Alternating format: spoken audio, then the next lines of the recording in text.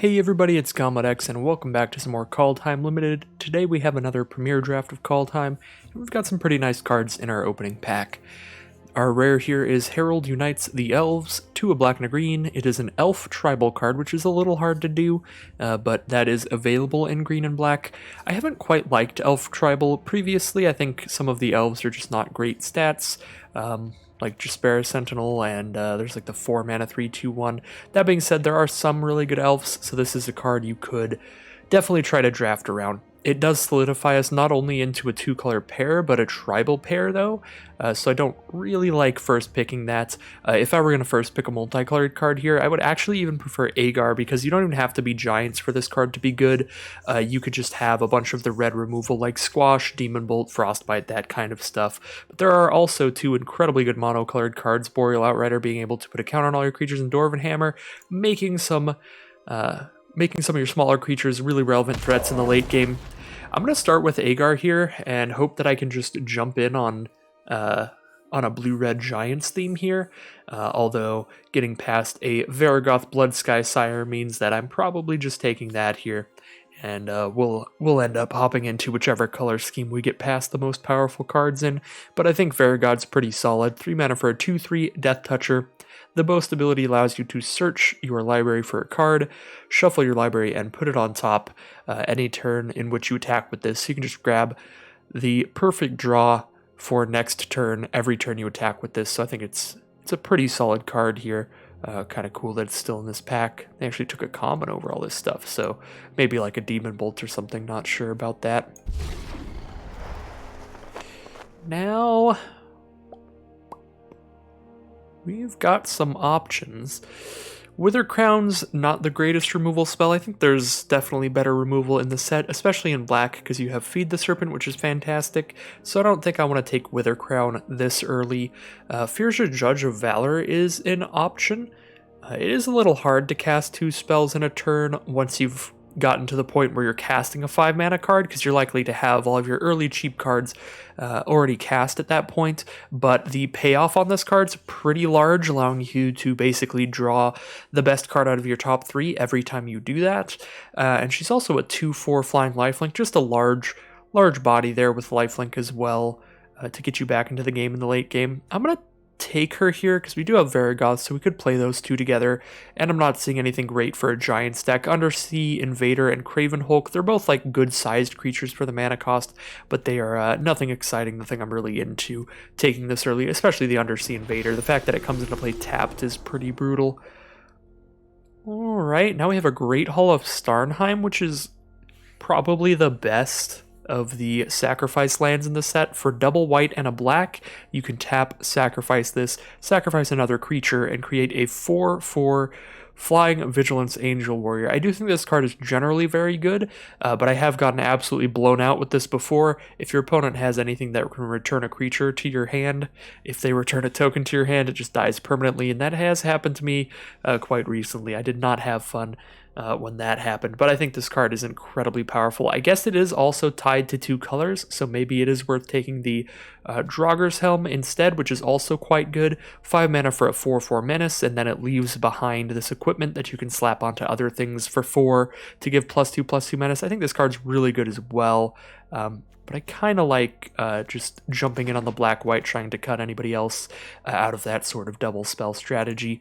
And now we can take Shepherd of the Cosmos, a very solid card when it is foretold. If you foretell this earlier, you then get a 4 mana 3/3 flyer that returns any permanent with converted mana cost 2 or less from your grave to the battlefield, so not necessarily just creatures even. If you Wither Crown something and then they sacrifice it to the Wither Crown's effect, you could return a Wither Crown to the battlefield with this card. So when you have cards like Shepherd of the Cosmos in your deck, cards like Wither Crown are now going to be quite a bit higher picks, but I do like this card in general. Even without any combos to go with it, we can just pick back like our Story Seekers or something later on. Now we yet again have some options. It definitely looks like Snow's pretty open here with Ice-Eyed Troll and Snow-Covered Forest, but we're pretty far away from that in pretty much black-white here. We have Raise the Draugr, which will very often be returning 2 things from your grave to your hand. It's a fine late-game card to give you that card advantage. Get those get those plays going again. Dogged Pursuit is okay in this format. At first, I would say that this card was completely unplayable, but there are a lot of games that are really slow in this format, so in any of those, this card's okay. Return Upon the Tide is also pretty slow. I kind of like just Village Rides for the Battlefield Raptor, just because they're a cheap card that helps us cast 2 things in 1 turn. Nothing in here is like incredibly exciting to me. I'm just going to actually, yeah, we'll take a Battlefield Raptor. Not so sure about this one. And here I will take in Infernal Pets. It works with that double spell theme, getting a +1/+1 counter and flying every time that we are able to do that. And I think this one is definitely not as good as the uncommon that gets 2 counters every time you double spell, but this one is solid. Flying is a relevant ability to get over board stalls, and just keeps getting bigger over time. So I do like Infernal Pet, probably better than these other black cards. 1 toughness is just basically 0 toughness, but the lifelink is okay on Koma's Faithful, and then Skull Raid has been okay, but I don't really like Mind Rots. Code Spell Cleric, you have to be really all in on a very fast curve for that to be good. And now we get a Stalwart Valkyrie this late. I am very happy to see that. This is a 2-mana 3/2 flyer if you cast it on like turn 4 after some of your early creatures have traded. Otherwise, even a 4-mana 3/2 flyer is okay, but this card's really good at enabling all of your double spell cards like Firja and the Infernal Pet, so I like Stalwart Valkyrie a lot here. Goldmod Champion's okay, but having to spend 2 mana to tap the creatures down when this attacks on only a 2/3 body is actually quite a lot of mana. Like, you're basically never using this ability until the very late game. I think Glimpse the Cosmos might be the best card in there, and that is a blue-red Giants card, but again, we're pretty far from that. Just trying to see what else might be open outside of our colors. This pack's generally just pretty bad. I guess we could take a Dread Rider for the very top end of our curve, but we already have a great 5-drop and 6-drop, so I'd rather just take an Ox, but I don't think I'm playing that either. Seems pretty unlikely. If we see a lot of Colossal Plows, we could do that cute combo where we're using this to crew the plow. Maybe try that kind of deck out. I think the best card in this pack might even just be the 5-mana 5/5. Generally, large creatures have been quite good in this format because a lot of the best creatures just don't have that high power and toughness. Not a great stat line, so 5-mana 5/5s are actually pretty good here, and like the 6-mana 6/6s like the Lindworm. Here I do like Raise the Draugr again, just because I'm not really a fan of Skull Raid type cards, even though this is the best one we have had in quite a while, so if you like doing that to your opponent, now is the best time to just harass your opponent with some discard spells. Dread Rider or a Snow-Covered Swamp. I don't have any snow cards yet, but I am going to take the Snow-Covered Swamp just in case, because Dread Rider's just pretty replaceable at the top end, I believe. Now we have Code Spell Cleric, Draugr Recruiter, or Warhorn Blast. Draugr Recruiter has been very unimpressive to me. Just very small power and toughness at the cost. It's very hard to get in for the boast attack with it. So I'll just take a Code Spell Cleric, but I don't know how likely I am to play that. Here I'm very happy to see a Story Seeker this late. This is one of the better 2-mana white creatures, I believe. It's like this and Beskir Shieldmate are both fine. I like this maybe a little better in some matchups. And now we're just taking stuff we're not playing. And another Code Spell Cleric last pick there, so looks like it would be open this draft to try to do just nothing but 1 and 2 mana cards in our deck and really just go crazy on the curve. I'm going to take Bound in Gold out of this pack. This is a very good common removal spell. 3 mana to enchant any permanents. The permanent can't attack, block, crew, or activate abilities. So it can shut off planeswalkers. It can shut off sacrifice lands if those lands have a really important ability like Great Hall of Starnheim. I doubt we would do that though, because we could just pacify the Angel Warrior itself.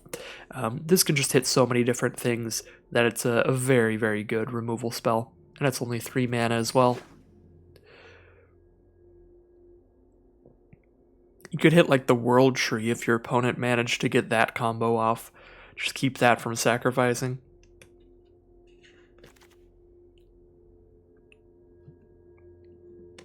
Well, this is a pretty nice card to get past here. The Righteous Valkyrie, 3 mana for a 2/4 flyer. That's already great stats for the mana cost. And whenever another angel or cleric enters the battlefield under your control, gain life equal to its toughness. We already have a couple.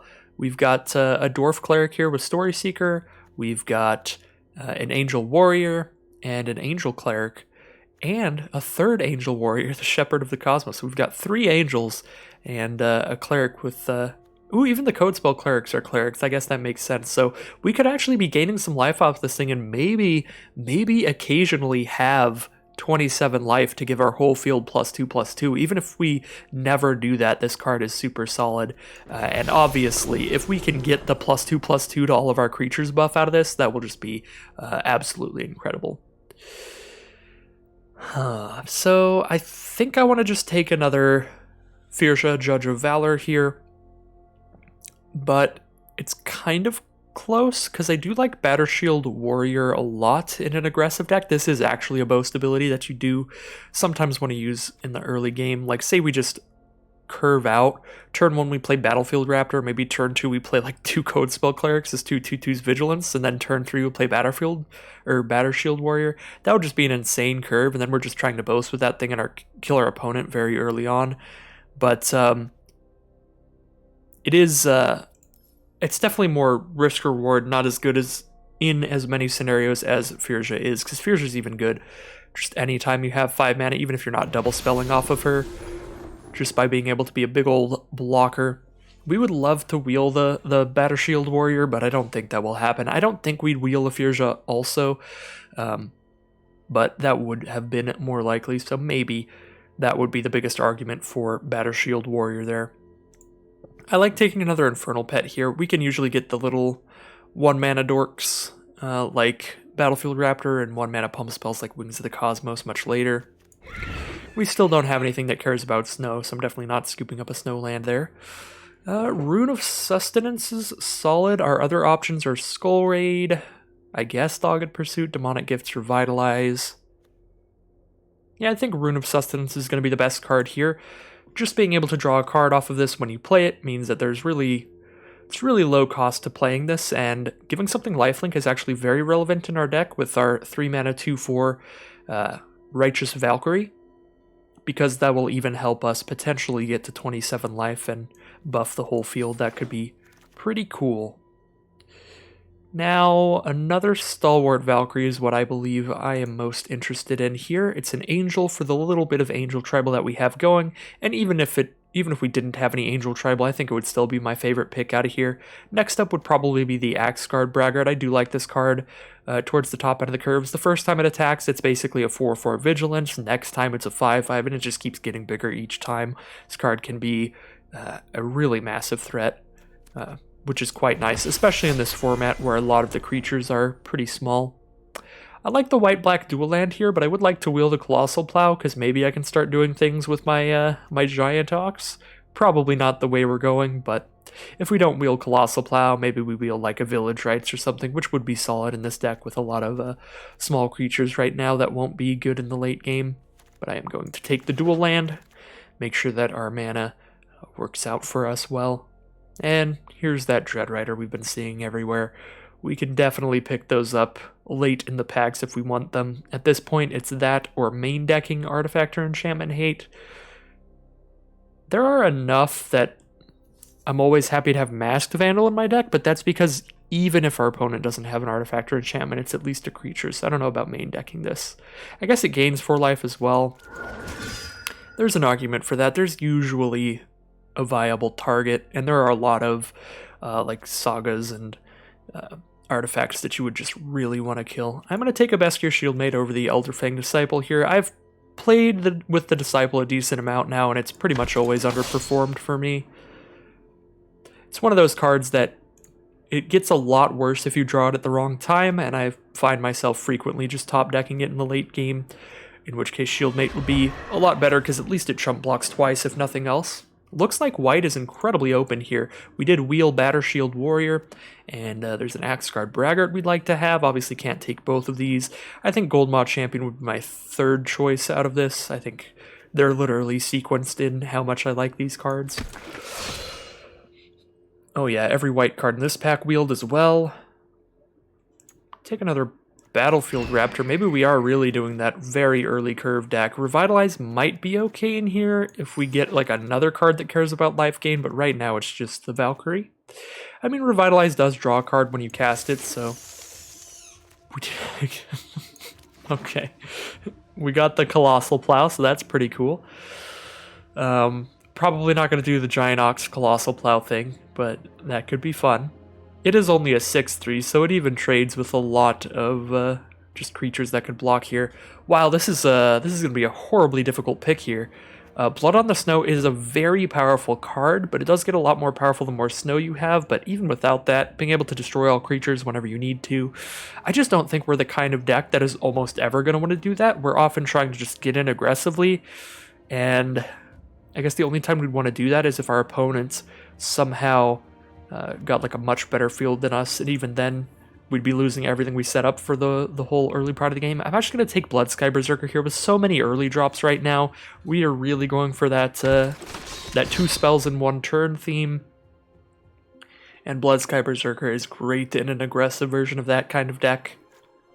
We could try to take Showdown of the Skalds here and splash it in, but I'm not a fan of splashing in an aggro deck, especially one with as low of a curve as this, because then you have to play like a lot more tapped lands, and stumbling on mana in an aggressive deck is really, really brutal. So I'm just going to take Rune of Sustenance. It's on color for just the 2-color build we have going. Although I do think the red-white card there is quite powerful. And a Battle of Frost and Fire here too for like a blue-red Giants deck. Kind of think I want to take a Wither Crown at this point, just because I really like the combo of Wither Crown with Shepherd of the Cosmos. And we do not have a lot of removal at all. I don't think I have a single removal. I have Bound in Gold, but that might be it. So Wither Crown's definitely the pick here. It's both our second removal spell and a card that combos really well with Shepherd of the Cosmos. Now I could just take a Village Rites, I think. Still not really on the main decking Invoke the Divine plan. Hailstorm Valkyrie, that's not going to do much for us here. Don't have enough snow to pump it up, so we're taking another Bound in Gold here. Still pretty low on removal, and this is just a fantastic removal spell. Well, as much as I would love an Axgard Braggart in this deck, I think Bound in Gold is just an incredible, incredible card. I don't really think I can pass that up here. Doomscar Oracle would be fine in this deck as well. What happens when 8 cards are gone? 1, 2, 3, 4, 5, 6, 7, 8. There's only going to be like 2 or 3 cards left in this pack when it gets back to us. So we're probably not wheeling either of these, but with how open white seemed to be last pack, maybe we wheel 1. Doubt we'll get our choice out of 2 of them, though. So, how many creatures do I actually have? I have 20, so I'll be able to cut some and choose my best ones. I have 2 Infernal Pet, Varagoth, Starnheim Courser, Righteous. I have a lot of good 3-mana creatures, so I don't think I want a Goldmaw Champion. At the same time, it's that or a Recruiter or a Codespell Cleric. Yeah, I could take Way Down. Yeah, we'll try Way Down. The one thing I don't like about Way Down in this deck is that I have 2 Stalwart Valkyries. So now I have 3 different cards competing for the creatures in my graveyard to get exiled with.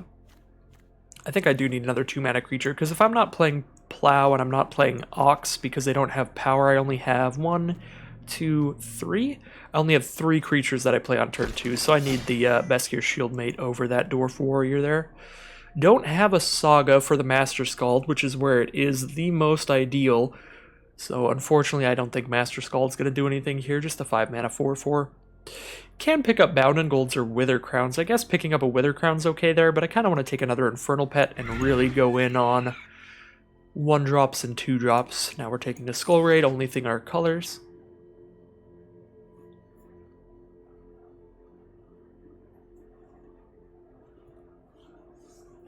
And we will see if we have wheeled an Axgard Braggart or a Doomscar Oracle. Either of those would fit very well into this deck.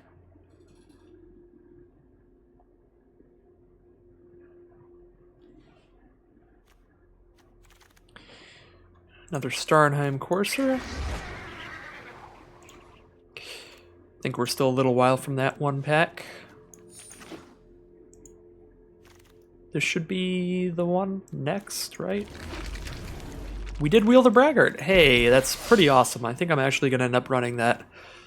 So that is solid. Valor of the Worthy is an option in these hyper-aggressive decks, but I guess it does stop you from getting 2 for 1 by leaving you with at least a 1/1 Flying Spirit token afterwards. Still seems a little risky for me, for my tastes. Got 23 creatures right now. I think I can cut a few of those. If we cut down to just our best non-creature cards, we'd be cutting down, like... You know what? I'm actually gonna just start a pile of the stuff that I might be wanting to cut. Then we're just gonna pull in the cards that it looks like our curve needs. Or our deck in general. Maybe I'm cutting some of these ones, but I don't know, I really like going real low curve here. Now we can cast at 4.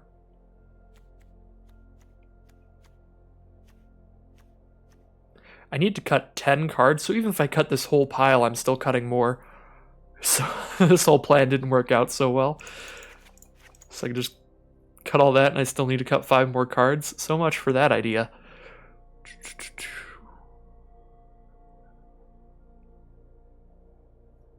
We don't have any equipment for the runes, so they're not, like, incredible. But, I mean, they're still drawing us a card. We can still just slap them onto a land to cycle them if we don't have any creatures on the field or something weird like that's going on. I guess we don't have anything to improve the power of our battlefield raptors, so they're not so exciting, but they do still allow us to play a 2-drop and a 1-drop with Bloodsky Berserker on turn 3. And we've got 3 Infernal Pets as well, caring about that kind of stuff.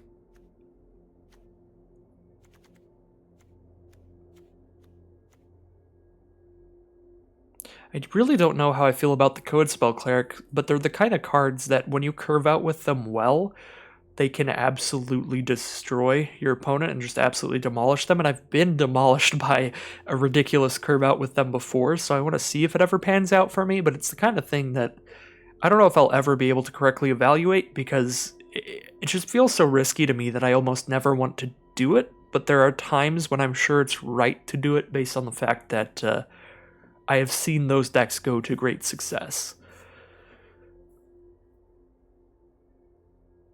So, we're still cutting 5 things here. I do have a lot of 3s.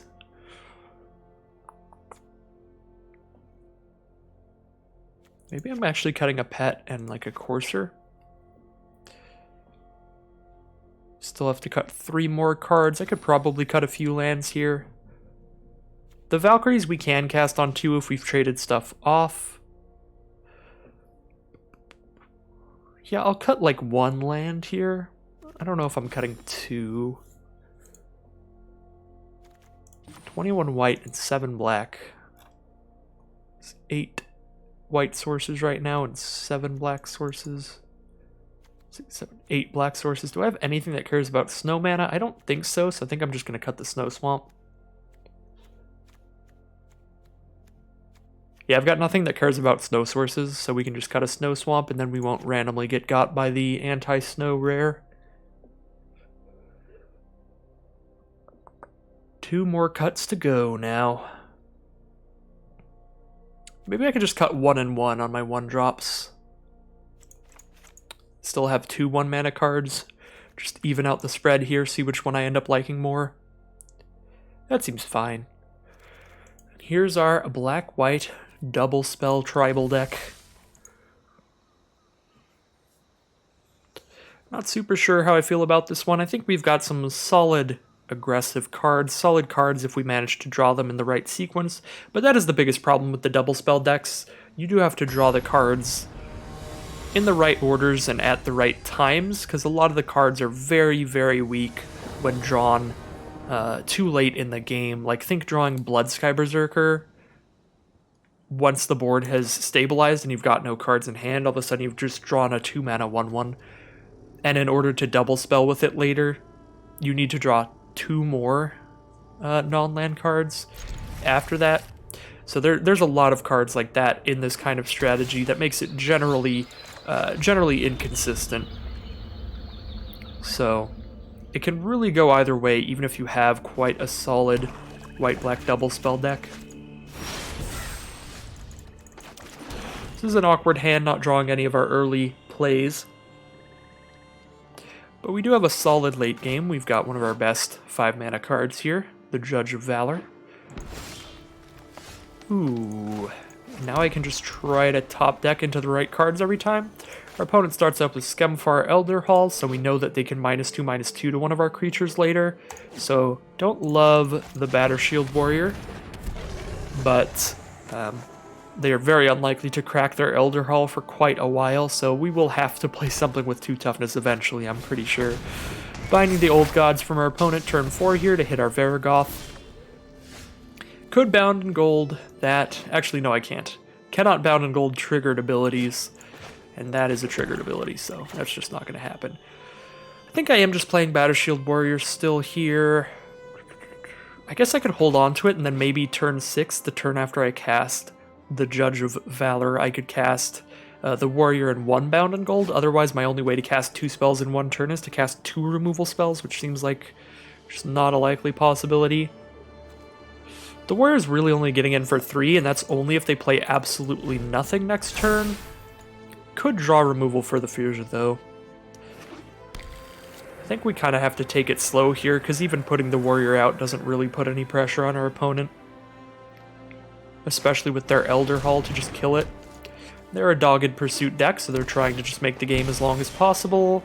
We've got a decent amount of lifelink here, so hopefully that can counteract the Dogged Pursuit strategy. But definitely not dropping down the Battershield Warrior last turn did play into our opponent's deck plan as well. They are also just trying to make this game take as long as possible, so that makes me a little worried. Grizzled Outrider is a very good play for me, except for the fact that they cast a Struggle right afterwards, because I was going to say that makes it so I can just play a creature and a Bound in Gold next turn and be very happy about that, but without the Fuchsia on the board anymore, less happy. So I could set up for the cast 2 turn after this, but then I'm taking 6 off of the Grizzled Outrider, and if they have another Struggle, I'm just in deep doo-doo. I guess if they have another Struggle, they can do it even if I Bind in Gold on their creature, so yeah, it's just take 7 here, go to 13.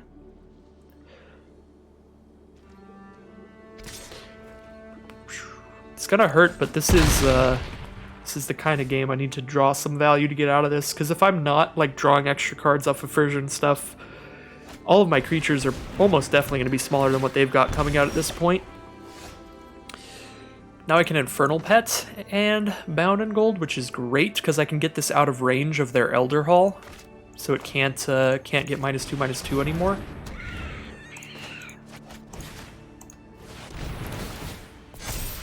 And now I get to draw my best card. It is another Bound in Gold. Rune of Sustenance would be solid here, but I prefer just another Bound in Gold. So I'm ready for whatever they do next. Get to attack in, gain 2. Now we're fighting off their Dogged Pursuit with our own lifelink. They've got 4 cards in hand. They've got access to the Elderhall. They've got a second Elderhall. If they get 1,000,000 mana, they could do -4/-4, but that seems generally unlikely. So right now, none of my creatures die to the Elderhall, so I am pretty happy about my position. They're stuck with a vehicle they can't even crew. I could double spell again pretty much every turn for a while. I think I would like to play Starnheim Courser and my Battlefield Raptor. I want to play whatever creature I play is gonna draw out the Elderhall. I guess I should play Battershield Warrior because the Elderhall also makes 2 1/1s when they sacrifice it, and with a 1/1 Elf Warrior they can crew the Longboat. So if I ever attack in with a 3/3 on the ground, 2/2 with +1/+1, they can just trade with the boat anyway. So I think the Warrior would be what I would prefer to dive first rather than the 2/2 flyer. I think this is actually just going to be a better card over the course of this game. And now we get a Shepherd of the Cosmos, so we can cast this and return something else from our grave. That does seem pretty much strictly better than everything else here. There's a Wither Crown, but I've got 2 Bound in Gold already. And the Wither Crown goes to the grave, so I could even pick it up off of the Shepherd. So the Shepherd can pick up the Wither Crown, the Rune of Sustenance right now. Those are the only options currently, but once they kill something, maybe I can pick up a Raptor. I think we're attacking in for telling our Shepherd here. Seem to be in a pretty great spot. With our fears are really taking over. The fact that this one got to resolve and stay on this board for a couple turns, even if it dies now, it's drawn us a couple extra cards, gained us like 4 life. Opponent drops a Roots of Wisdom, pick up any elf or land from their grave. It's just lands, so Roots of Wisdom not looking great here.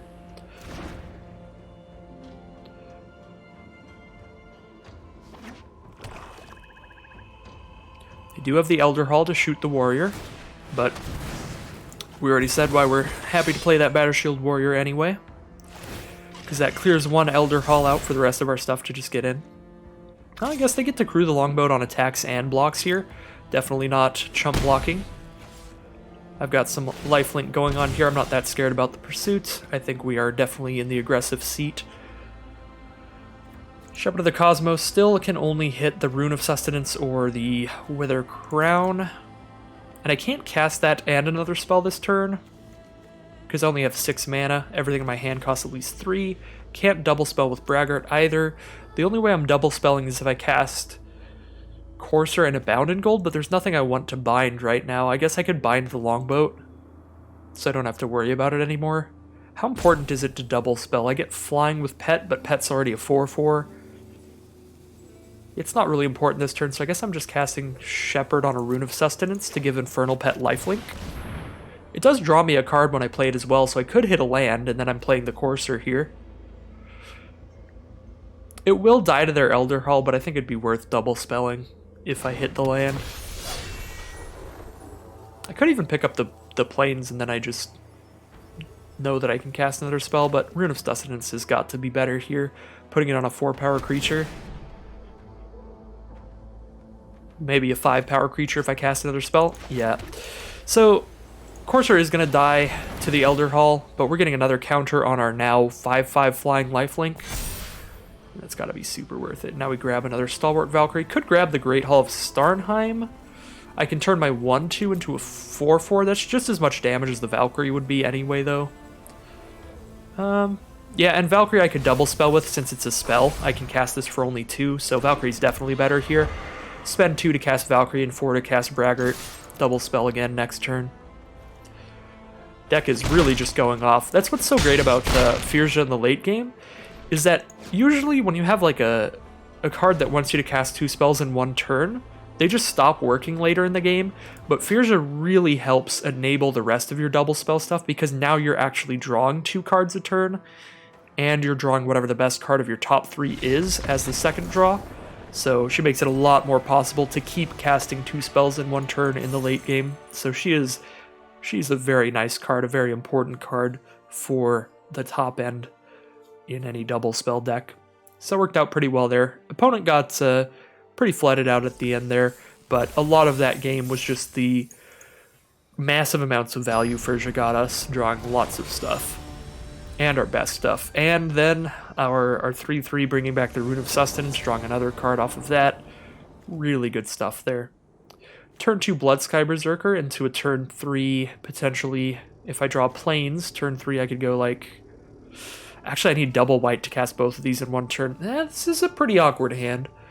Maybe this is worth a mulligan then.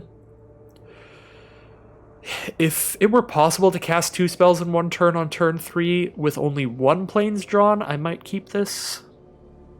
I guess off of any land, I'm at least playing the Pet turn 3, but if I'm not double spelling, this hand is very bad. Yeah, it's just so hard to cast both of these in 1 turn right now. I need to draw a planes 2 turns in a row, and then I'm not even doing it till turn 4.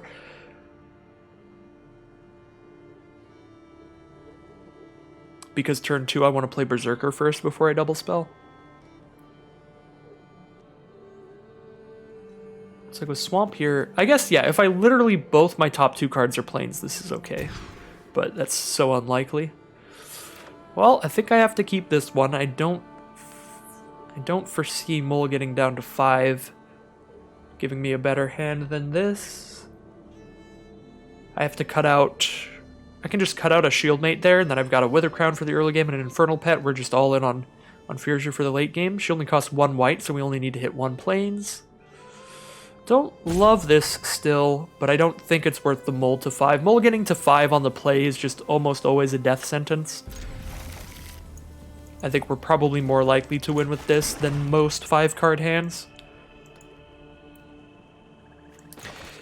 If we mulligan down to 5, that means because we're going first, we don't even draw a card on the first turn, so we're just down so many cards to start off. That being said, this hand does not do a lot in the early game, but we can try to play it out just like last game with the late game Firja. These draws are not lining up well at all. We definitely don't want to draw the second legendary card unless they have removal for the first one. So we'll see. Maybe if they kill our first one, then this will be fine. But if not, we're going to have a real rough time. Our opponent looks to be on the 5-color snow deck with Path to the World Tree, just an absolutely insane card in general. You do have to get all 5 colors to do something with it, and that is how it's like, that's how it's balanced, but it's actually not that hard to be 5-color in this format. They've really signposted it with all of the very good, it comes to play tap snowlands, lots of ways to search them up with Path to the World Tree, the 3/2 Horizon Seeker, Binding of the Old God, searches for any forest. So, Path to the World Tree definitely a very clear sign. If you see that on your opponent's field, they are playing 5 colors and they are going to go for that because they get to gain 2 life, draw 2 cards, we lose 2 life, they kill one of our creatures, and get a 2/2 bear. I guess they only do 2 damage, so that doesn't always kill one of our creatures, but it is still quite solid. Our opponent drops a Herald. King of Skemfar doesn't hit anything in the top 5, but isn't really going to matter because we're not going to hit anything off of Firja. We don't get the double spell, so both my opponent and myself have lost some value there. Their Jaspera Sentinel does have reach, so we need to keep that in mind. But we're definitely attacking in there because it didn't have Death Touch that turn, and all their creatures have Death Touch this turn, so there's no way we're blocking anything. Priest of the Haunted Edge. Well, I hate that, but I do have the second Firja. They're probably going to sacrifice this to kill her. They have 5 snowlands right now, so they've got more than enough. I do get to cast Varagoth and Wither Crown. I don't love Wither Crown here, but I think it's worth the draw to just cast both, just hit Herald here.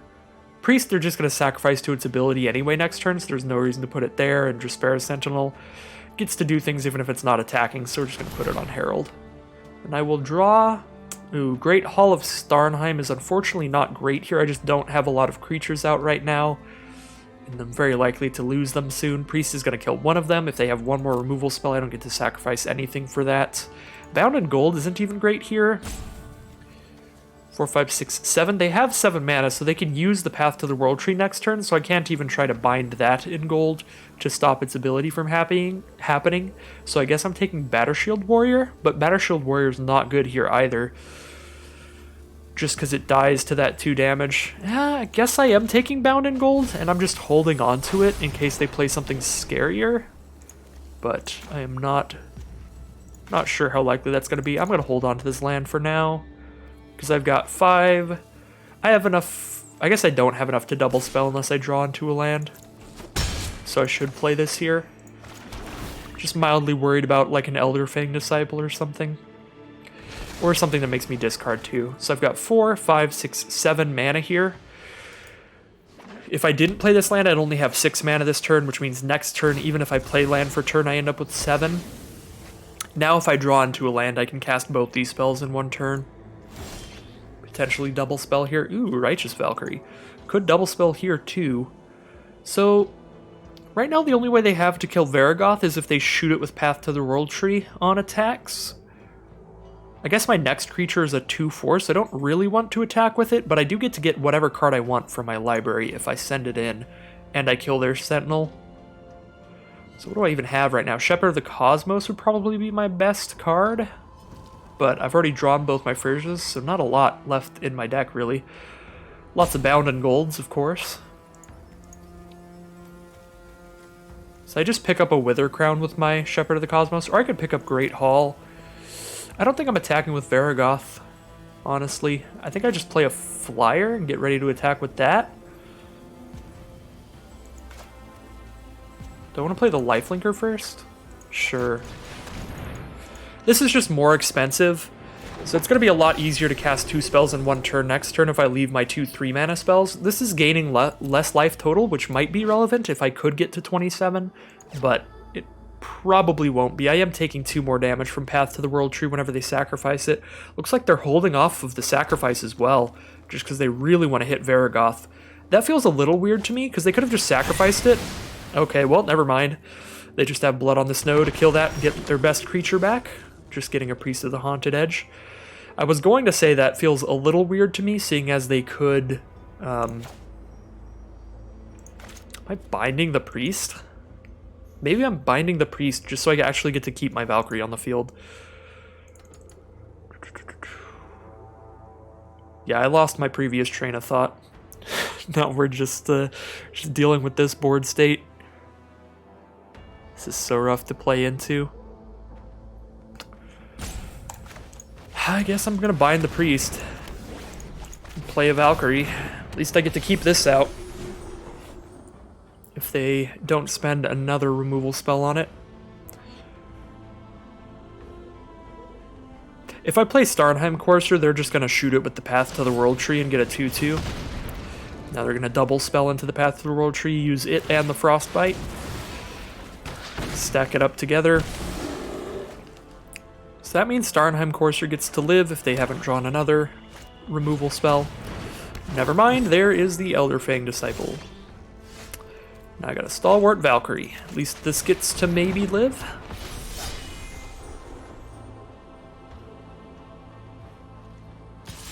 We'll see. We're definitely taking all of their combat damage on the ground. We've got a lot of random life gain in this deck. Infernal Pet's an okay draw. Do I want to hold off on that until I draw a second spell so it can at least get a counter? Not really. Because now the Disciple can't attack. I guess they're already not attacking it with it for some reason. A 3/3 doesn't even get to attack in well here. It does trade with the 2/2 and the 1/1, but I don't think it attacks in as well. It does get flying when it gets to counter, but if I'm saving this to double spell by playing this and something else in the same turn, it doesn't have haste or anything, so if I get flying the turn that I play it, it doesn't matter. Yeah, I'm just gonna drop the pet here. Have a blocker for the Disciple. Or I could trade with the 2/2. I am winning the race now if they don't have another removal spell. I hit for 3 a turn, they hit for 2 a turn. They can't even send the Disciple to speed that up anymore. I'll hold on to the pet for a while here. Mono Wraths the deck over here. Just get Wrathed again. I'm going to pass turn.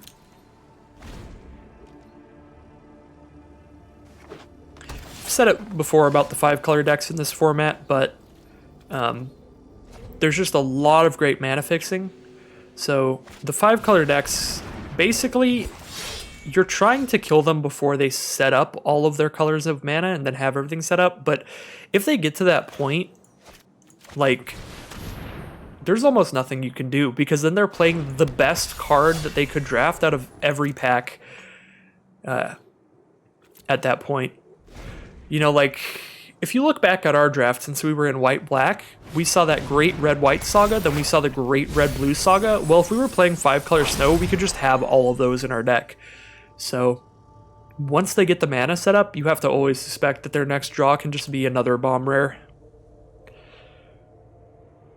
So it is, it's pretty disheartening when you get to this point against the 5-color snow decks. King Narfi's Betrayal is pretty much just going to kill us here. Each player mills 4, then they exile a creature planeswalker from each graveyard, and then on part 2 and part 3 they can just cast those for their mana cost, but as any color. Was that really their best creature in their grave? It is. Their stuffs are really small. Maybe Herald would be better. But now, okay, so they're just casting a Sculptor Winter and an Elderfang Disciple. What did they pick out of our grave? Righteous Valkyrie, I'm guessing, because these two got exiled to Crush the Weak. So they're casting a Righteous Valkyrie and a Sculptor of Winter? I don't know which one of these is exiled to the Narfi. Oh, there it shows it. Very small in the corner, covered up by the saga itself. Sculptor of Winter. Alright. Sorry, just a little UI complaint there. It's just literally covering up the card I'm trying to see. Yeah, this is bad. They get a 2/4 flyer out that gains them some life. They get another 2/2 on the ground.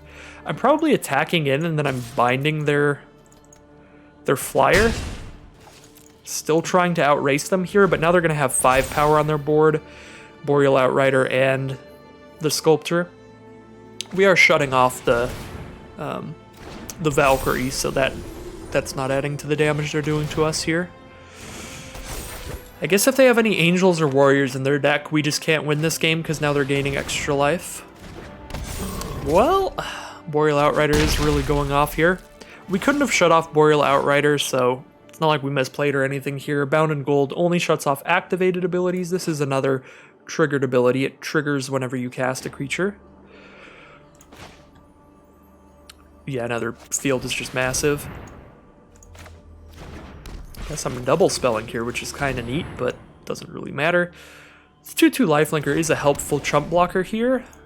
I guess I could trade off with Outrider, and that might save more damage in the grand scheme of things, but I can only survive like 2 turns, so it doesn't really matter. Okay, that's cute.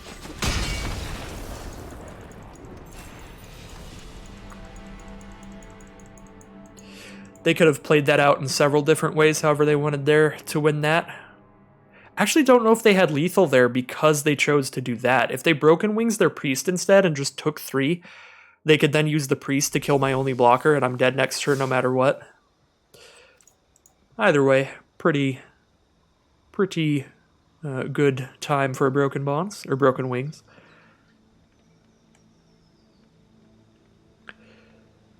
We are heading into round 3 now, 1 win and 1 loss.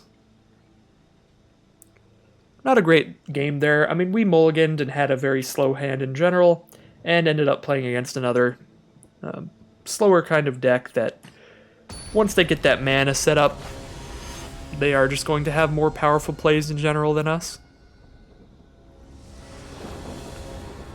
So we really needed to have one of our aggressive starts against a deck like that, and just did not get there.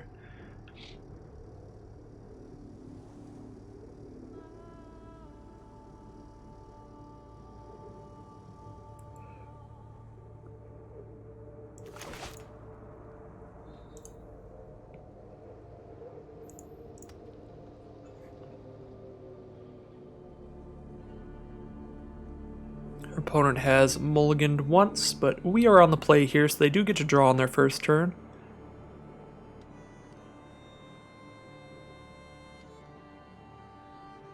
Alright, we're heading on in to round 3.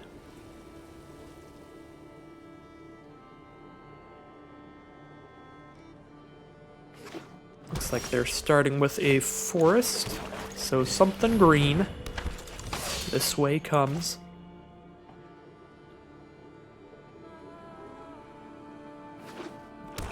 Green, black to start off. Neither of them are snowlands either, so hopefully just a green-black like elves kind of strategy. Foretelling a card there. Well, Codespell Cleric. Really bad in this current hand. Probably just attacking with Shieldmate here. Adding a 1/1 to this board does not really do much, so we'd rather save that to make it really easy to double spell later by only being 1 mana. There's a Bloodline Pretender. I could double spell by Bound and Golding on that, and casting Codespell Cleric. I guess so. My other option is to just cast a Valkyrie. I guess I don't need to shut that down immediately. So if I cast Valkyrie, if I draw the land for Frisia next turn, I could cast her first and then very easily double spell with a Bound in Gold later. Sure, we'll send in the attack. They are not going to trade here. So they'll go down to 16, and then we'll just play a flyer. Could even have just played 2 more creatures out there instead with the Codespell Cleric. But again, I kind of like leaving the 1 mana card for when I have Frisia out to make that really easy. Well, 2/5 blocker makes me very happy that I have a flyer now. I guess I could even Broken Bonds that. I could even trade here before that gets any bigger. I don't actually hate that. Maybe I should, but I don't hate trading here. Because, like, they've chosen elf, they have this elf tribal card, they're in green-black. The odds of them just not having another elf seem very unlikely to me, so I'm essentially trading my 3/2 flyer for what is bound to be, like a, no pun intended, bound to be like a 5/5 pretty soon. And since we didn't draw the land for Persia, we're just gonna curve out here. Probably should have put the counter on the Code Spell Cleric there, that was maybe a bit of a punt. I kind of just defaulted to playing that way so I could push in for more damage on the immediate turn, but against an elf deck, they could easily have 1/1 elf tokens that will just trade into the cleric, and that'll make that sad. It panned out here, though, because if I just had a 2/1 and a 2/2 vigilance, I couldn't attack in this turn. And now I get to send in Shieldmate, trade that off, and play my Braggart. Unless they want to use their Hexproof Pump Spell to save a 2/3? That seems weird to me, but I guess they do have to slow me down a lot. They're at 13.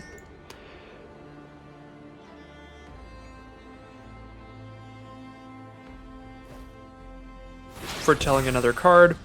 Could be a Jarl or something.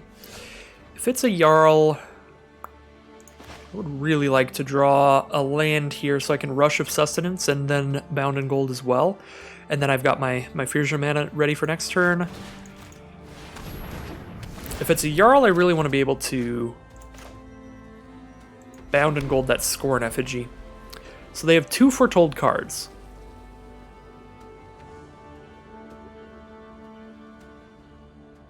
I think I want to Bound in Gold on Scorn Effigy and then just not attack with the Braggart until it's at least 4 power when it attacks. I mean, what happens if they Jarl here, really? I Bound in Gold the Effigy, I send in, they take 2, but then I trade off my Braggart for their Jarl.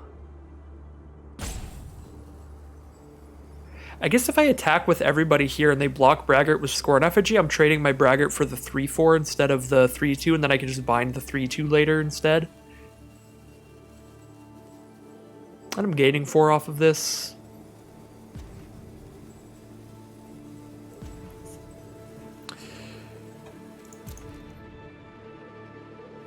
I kind of feel like I have the long game, and maybe I shouldn't push this, but trading for the Scorn Effigy is not that bad. I'm clearing a 3/4 out. Trading for the Jarl would be bad, so I like this a lot better than Bound in Gold on Scorn Effigy.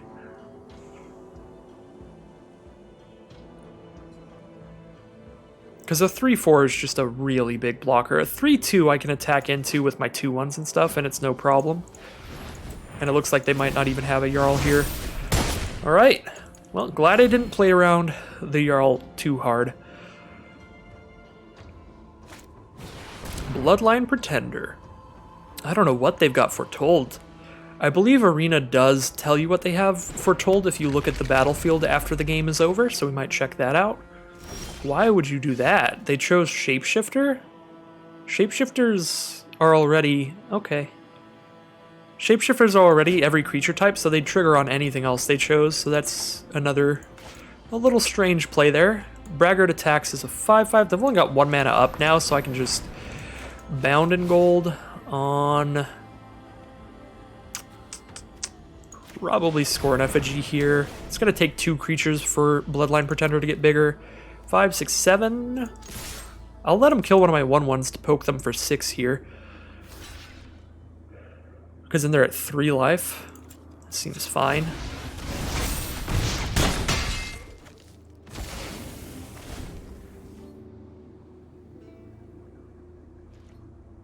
Could be just like struggle for Skemfars here. They're just very bad in this situation. Just attacking with... well, they have to chump Braggart, so I get in for 1 more by setting in the 1/1. Attack with both. Do they have the Jarl yet? No. Alright, I think I'm casting the Judge of Valor. Now I have an evasive 2 damage. 2 damage in the sky. Should be incredibly hard to block, and I can draw an extra card next turn when I cast these 2. And there's the concession from our opponent. They are stuck on 4 mana there. I really want to see what they had Foretold now. So I'm going to view the battlefield here.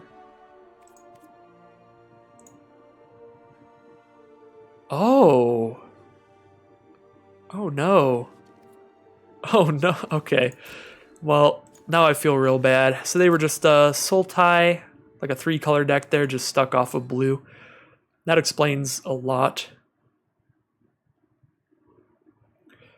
That's a really cool feature. I didn't know about that until recently. I'm probably going to look at what my opponent has foretold a lot more often now.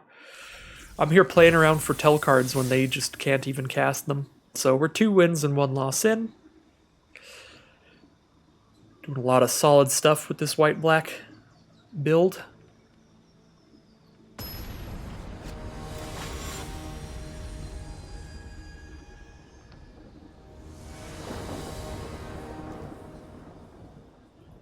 Alright, we definitely need to draw some mana, but if we do, this hand's incredible, and Rune of Sustenance will draw us cards. I guess not incredible, but it has a solid 2-3 curve, for sure, if we hit a land next turn. Within the next 2 turns, I should say. And then we've got the good late game as well. Both of these cards are great in the late game. Now we even have a removal spell. This hand could pan out quite well. We'll see. Definitely going to throw Rune of Sustenance onto the Shieldmate if I don't draw another land. Just trying to help draw into one. We did draw into a land, but it's a tapped land, so I'm just still going to... Well, I could foretell the Shepherd. I think I want to hit all of my land draws here, though. But Shepherd does give me a curve of 3-drop, 4-drop after this. Yeah, no, Shepherd to bring back the 2-1 Shieldmate actually seems really solid, so we will foretell that here. Technically, if you're in a super competitive environment, you should be waiting to foretell till like your end step to give your opponent as little information as possible, but I'm just trying to play quickly. Koma's Faithful, so we trade there, and then I attack. Then I cast a Righteous Valkyrie, so I have a big old flyer out. I'm going to take that trade because I spit out a token here when I do so. Plus, the Self Mill is really good for us. They did not take the trade. Well, I will be playing a Righteous Valkyrie. Don't know if I'm blocking if they attack in.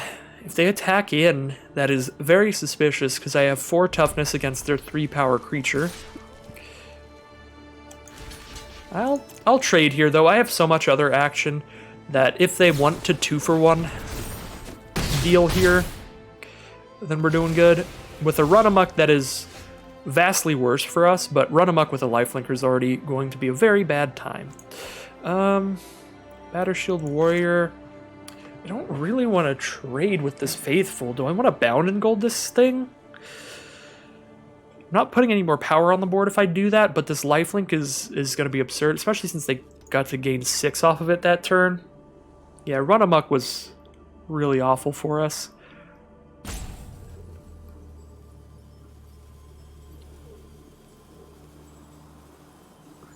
I was more hoping for like Frostbite plus Faithful.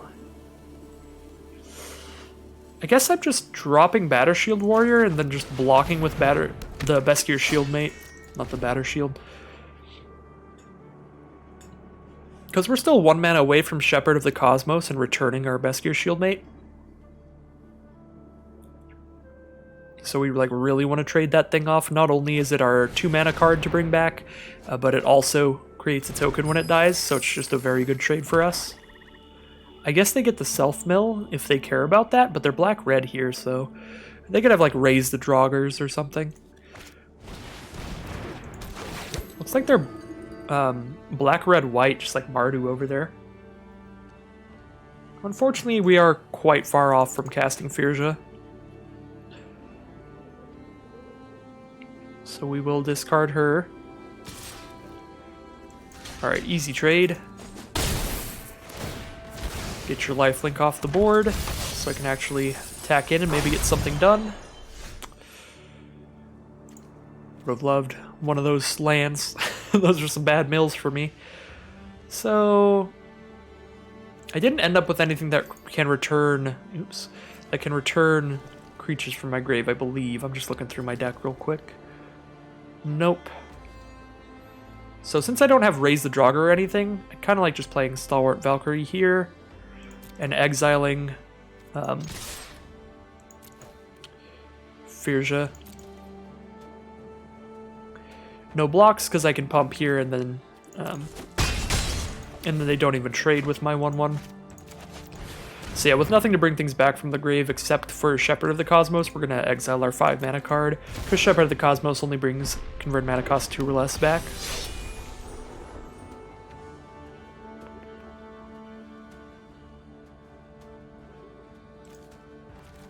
Your opponent's on like black, red, white. They've got a treasure token now for white spells. We'll see what they're doing over there. 5 cards in hand. Carter's Vicious Return. Sacrifice the Disciple, kill our flyer. Still no creatures on their board now, though. They have 2 mana up. They could cast a 2 mana creature to get a blocker down.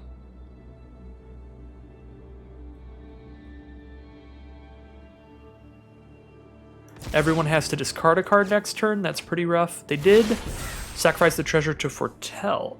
I did draw planes, although I really don't want to have to discard a card here.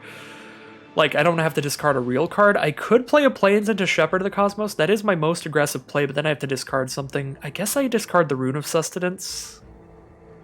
Yeah, that doesn't feel awesome, but I think I have to make my board as aggressive as possible. Just push in here. Because now I also have the double white for the Great Hall of Starnheim. We don't really need the lifelink, but we would like just the card draw off of it still. Unfortunately, we will be discarding it. So the third part of the Vicious Return is that they're going to be returning whatever creature they want with haste and a +1/+1 counter on it. So that is pretty threatening. We'll double check what's in their grave after this so we can try to plan accordingly. Discard Rune of Sustenance. What did our opponent discard? Haji Mob, so they can bring that back with a +1/+1 counter on it with the Vicious Return. Our plan is definitely to throw Bound in Gold in it, so hopefully we can get in a position here where we can attack in for enough damage that they don't want to just slap us back. We'll see. Demon Bolt the Shepherd of the Cosmos. Now, if I attack in, they can't block my Batter Shield Warrior or I kill Berserker if I spend the 2. I think I attack in because everything at least trades with that, and Shieldmate spits out a token when it does. See if they block.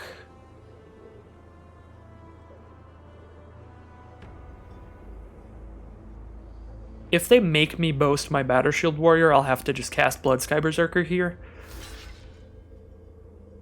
Yeah, that'll make me boast. Otherwise, I would sacrifice that token to make a 4/4 flyer. I guess if I cast Berserker, it does just die to the mob's ability next turn. But then they have to attack and use that. Their shield's down in terms of blockers. I still have Great Hall of Starnheim. Nah, I guess I hold off, because if I draw an untapped land, I can play Bloodsky Berserker and Bound in Gold, and I already want to cast Bound in Gold next turn. This is another pretty difficult situation here. There's a lot of spots like this in this format. There's just so many different things you can do. We know mob's coming back, so we know they can spend 2 to just do 1 damage to any target. So they get to shoot my Shieldmate, but then it spits out a blocker. It actually even spits out a chump blocker, which is kind of a combo in my favor. Gives me the option to chump block if I want to. Not if they wait, I guess. That's true. You don't have to boast the second you attack with things that don't affect your power. Just wait till the end of the turn. Ooh, just not even going to boast then. Okay. So now I like Bloodsky Berserker with Story Seeker. Just get some good blockers out. The mob does get to swing in, but I can just chump block with my Shieldmate, and nothing else really attacks in that well against this stuff. We'll be offering trades and stuff because we're at the point now where they have 1 card in hand. My field is already pretty much just as good as theirs. And I get a 4/4 Vigilance Flyer coming up and an Axeguard Braggart coming up, so should have the long game here. Not if they have Kennel Master. It's about the best card they could have in this position to get them to be able to attack in through my field. I guess they're just hitting me for 3 here. This is not that bad. I could take 10 if I really wanted to, but that seems risky, even with the lifelink. I go down to 2 and then I gain 3 next turn if I attack in and boast. I think we're chumping the mob. Go down to 9.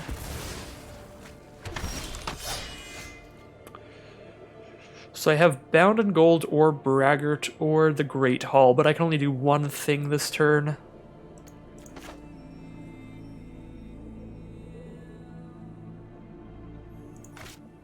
I could bind their Kennel Master now, actually. Because if I bind their Kennel Master, I get to attack with everybody. They take 1, 2, 3, 4, 5, 6, 7, 8, 9, 10. If they want to trade there. And I'm gaining 3, so I'm at 12, and they have 6, 7 power coming in. Maybe 8 damage. 10 damage if they send everything in. It's a bit risky. Does hit them pretty hard. I kind of like it, though. I'm a risky boy today.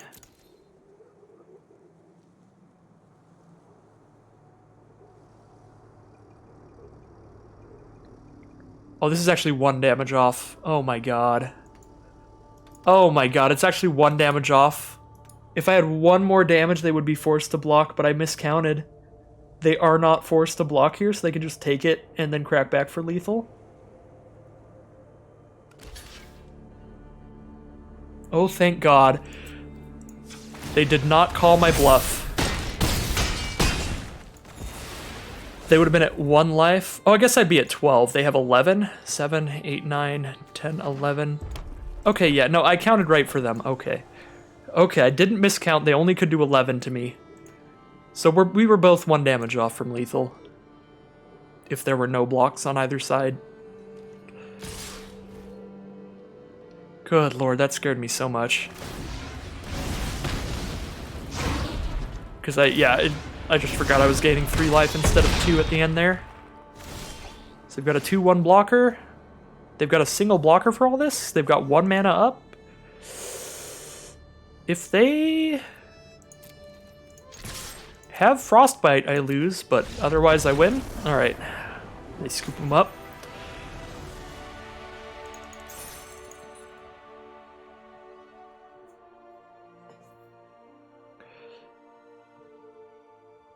And I had the Wither Crown back up for after the boast, so maybe I would survive a crackback. I don't think I would, though. Have to look back on it. I did not do the math yet, so we are 3 wins and 1 loss. Whatever happens now, we've made it to 50-50. Good old black-white double spell doing some work here. It's one of my favorite strategies. I like combo-y kind of synergistic things, and that is what this deck is all about. I guess we really were just playing a black-white deck that game, though. I didn't really double spell much. I did 1 time for Blood Sky Berserker, but that round 1 with Frisia on the board, drawing so many cards off of her, that was very fun. Very cool stuff.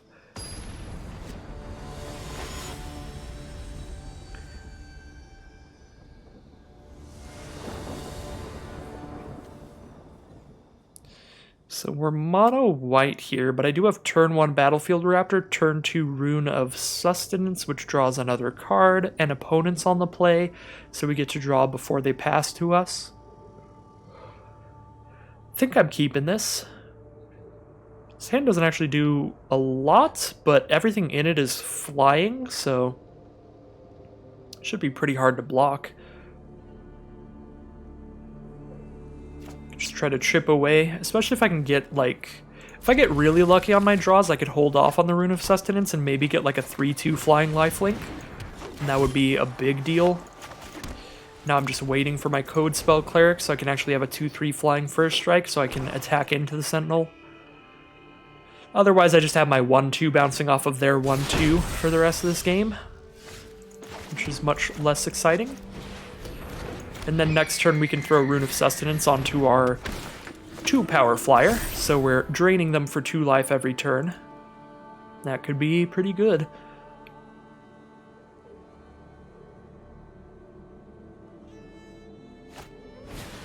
Elder Fang Disciple. With Stalwart Valkyrie, I'm actually just going to discard Frisia. I'm 2 black mana off of that, and I'm 3 mana away total. So if I discard that, I can just cast my 3/2 flyer next turn. And I think I prefer that to my 2/2 flyer here.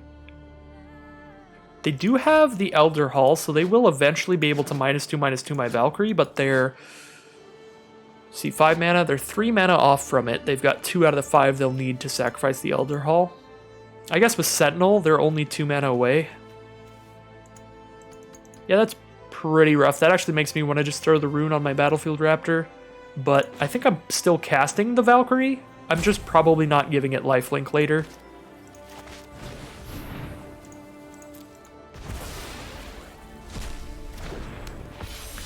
Because that is likely to be what dies to their Elder Hall.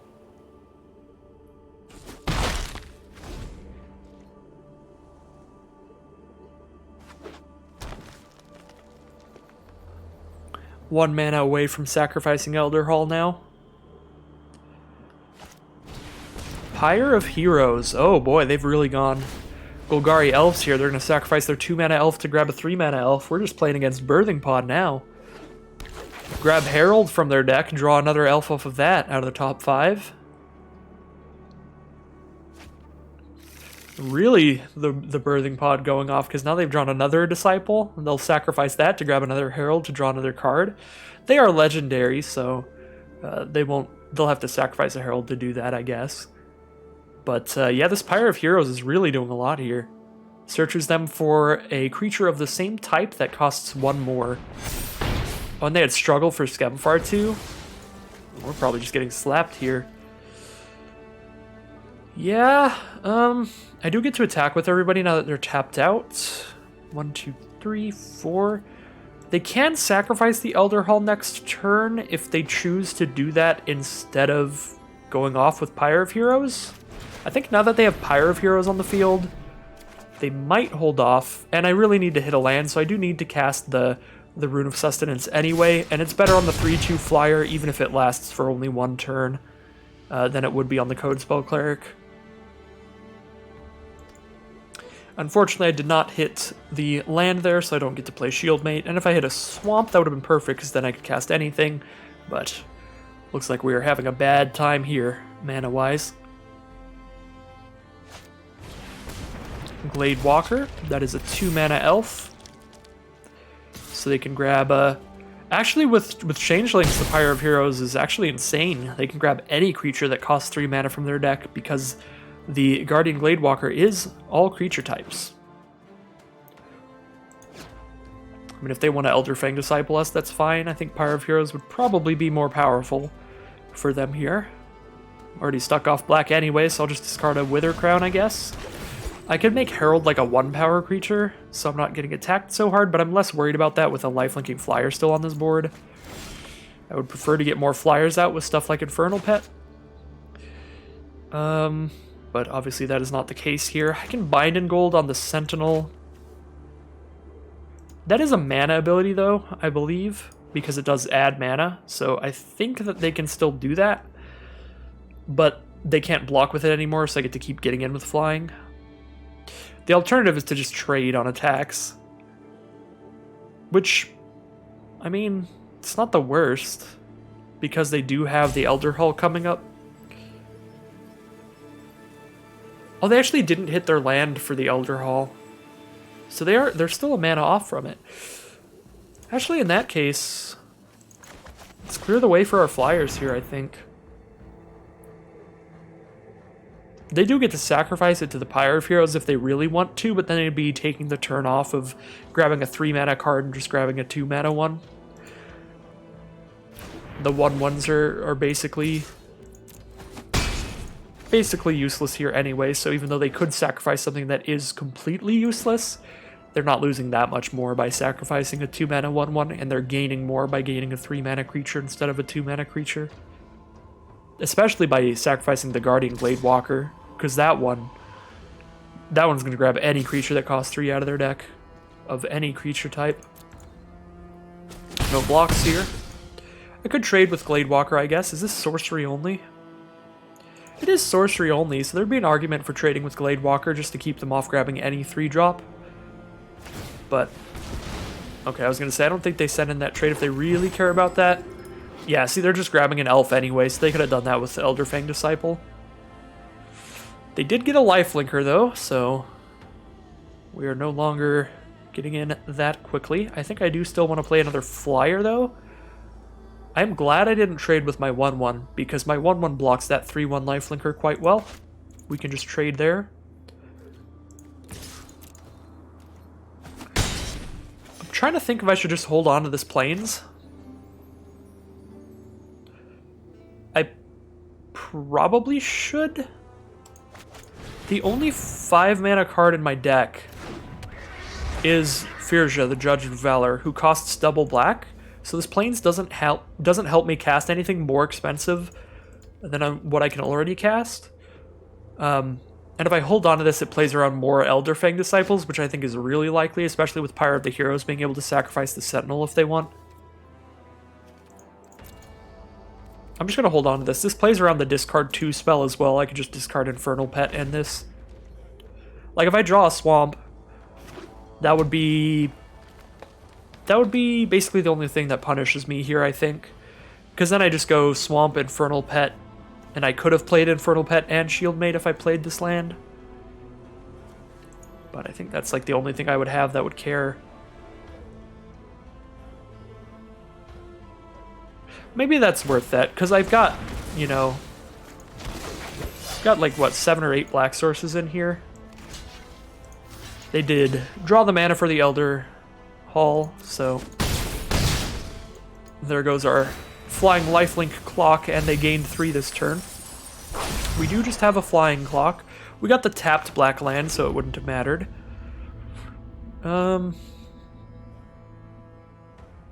Taking 7 a turn on the crackback, so they kill me in 3 turns. I kill them in like 6. I still don't think we can really just block with the Courser. I could double block on Herald.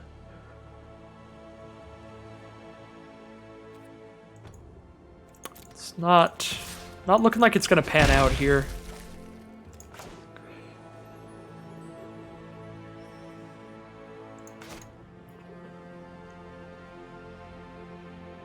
I can't block Herald because of the Menace unless I had held back the Courser, so I'm only blocking a 1-1 here. I'm actually just going to wait with the Shieldmate, so no matter what I draw, I can just play Pet and Shieldmate next turn, at least have a 3-3 and a 2-1 blocker. So I'm not dead until like 3 attacks in, even if I don't block a single time.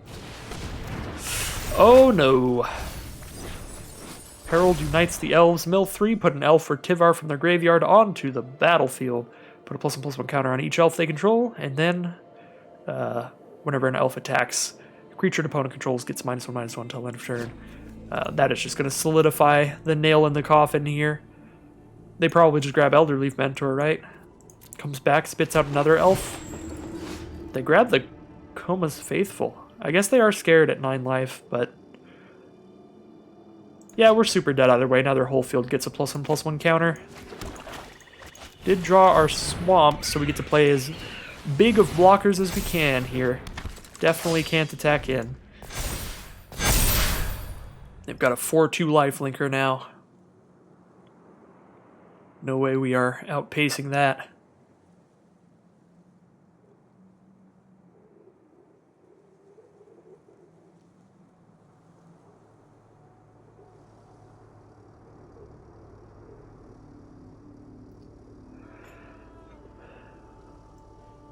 They don't have fantastic attacks here, but they do next turn. Next turn, their field just eviscerates ours. Whenever their elves attack, a creature an opponent controls gets -1/-1 till end of turn. They've got 5 elves, so they get to do -5, -5 wherever they want next turn. They can just kill my pet and my Courser before they even deal damage, before I can even declare blocks. Next turn will be a bad time, that's for sure.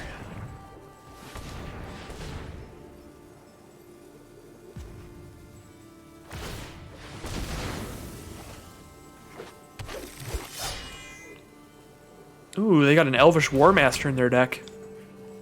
I'm actually surprised if they had Elvish Warmaster in their deck. I don't know why they didn't sacrifice the Mana Dork way sooner. I guess they needed the mana for the Elder Hall for a bit there. And then last turn they needed it to play their Saga. So maybe they didn't have the mana up.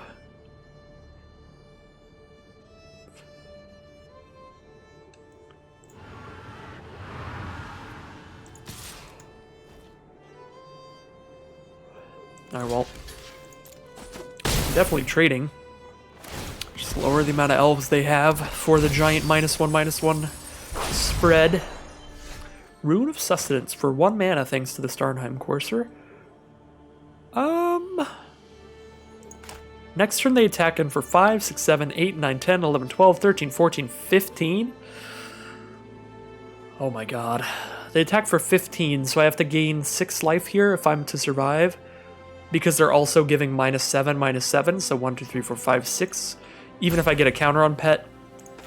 Yeah, I'm just going to throw lifelink onto the pet and hope to draw into a second spell, and maybe it's a second spell that's like a pump spell. Nope, we're uber dead. They get to wipe our whole field on attacks now.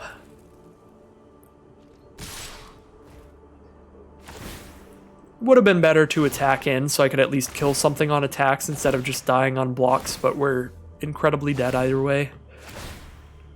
The Elvish War Master can also just give everything +2/+2 once they hit 7 mana. So,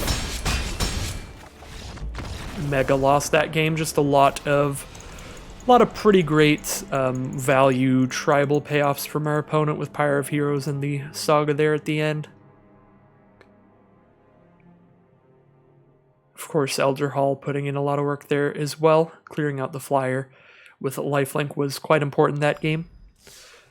Alright, so we're at 3 wins and 2 losses. Any loss is going to kick us out of this event, but can always rally after this and make it all the way to 7.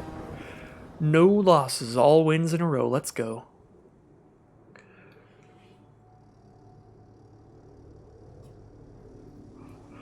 I'm definitely going to keep this hand. I've got 2 black and 1 white. That is all I need in terms of specific colors of mana. I will need 2 more lands to be able to cast everything in my deck, but we've got a lot of plays coming up here. Shieldmate, Story Seeker, multiple Valkyries that I can potentially cast for 2. Our opponent starts with a Snow Duel and a Forest. They could just be green-white, but they could also be just a green-based snow deck.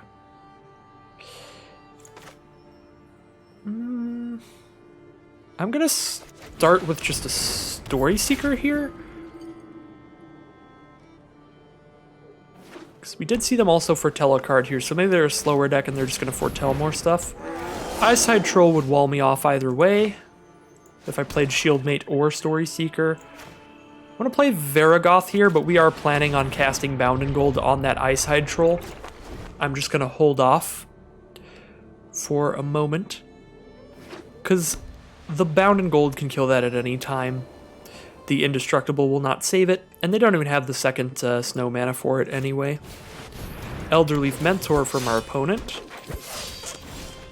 Yeah, that makes things considerably worse for us. Even if we bind the Troll, we're not really getting in here. If I bind the Troll, I do attack with Story Seeker, and I trade my 2/2 lifelinker into their 3/2. And then my Varagoth can get in. That might be worth it, or I can just play a flyer here and just start trying to go to town in that direction.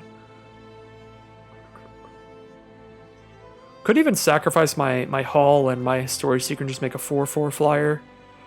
Don't think I want to do that quite yet. I'm just going to play a 3/2 flyer. I've still got good blocks against them at least. If they attack in with the 3/2, I attack with my 2/2 lifelink. If they attack with the Troll, I attack with my 2/3 Death Touch. So since we're not under any pressure here, we can just put out our Valkyrie and try to get in that way. This might be a struggle for Starnheim from our opponent. +1/+1 and have something fight something. The only thing they could kill without losing one of their creatures would be Story Seeker. I guess actually they could put a counter on the Troll and kill our flyer, so that would be quite bad for us. But they can't kill Varagoth or... yeah, they just can't kill Varagoth just because of Death Touch. They can, but they can't kill it without trading is what I mean to say. Definitely hope for not a struggle. If I were in my opponent's shoes and I had a struggle foretold here, I would definitely just Ice Hide Troll into the Valkyrie. But, of course, I know what's in my deck. My opponent doesn't know what's in my deck, so they could think that I have just a massive game-winning bomb, in which case they just have to kill Varragoth so it doesn't get them. So, I like Infernal Pet into Shieldmate here. The flying won't matter this turn, but I do get that counter permanently.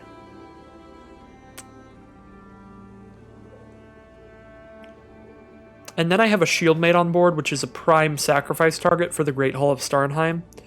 Raven Wings from our opponent is concerning, because now any of their creatures can get flying and just block my stuff.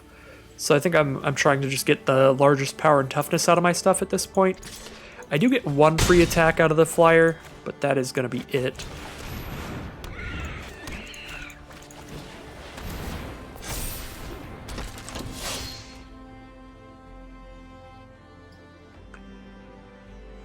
Yeah, now I'm just trying to make my stuff as thick as possible so it can attack even into Raven Wings things. And if they throw Raven Wings onto like their strongest creature, I could even just bind it in gold. If they just throw it onto the Shieldmate, then I don't really have flying attacks. If I double spell again, though, this was a bad choice for their Raven Wings, because then I just get in with Infernal Pet. However, I can't double spell unless I hit one more mana, or I have a creature engraved to cast the Valkyrie for 2, so it did definitely pan out for our opponent. I could bind the Shieldmate if I really, really want to get in there, but I think I'm just making a 4/4 flyer now. Maybe I even use Varragoth's ability at this point, just cash it in.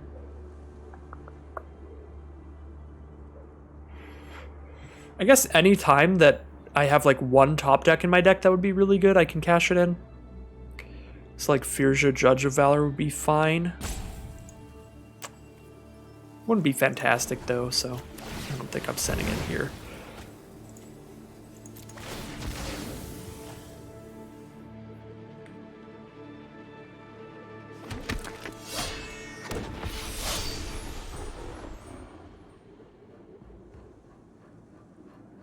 Yeah, none of my attacks are great.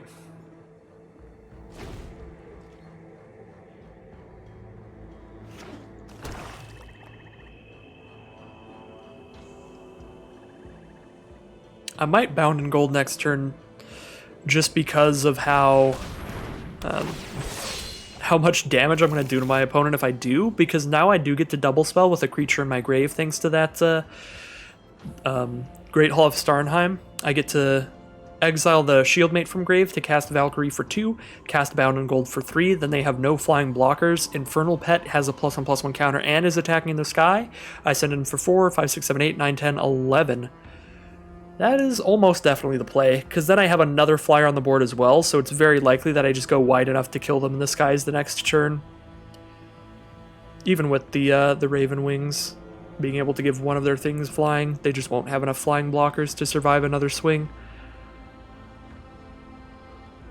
So I'm looking forward to that. They've got one Foretold card and an Ice Hide Troll from Herald drawing into that. Feeling good here. I think we've got this on lock, but we'll see. They give the Ice Hide Troll flying. They only have one snow mana up though, so they can't give it the indestructible here. Either way, I'm gonna bind it.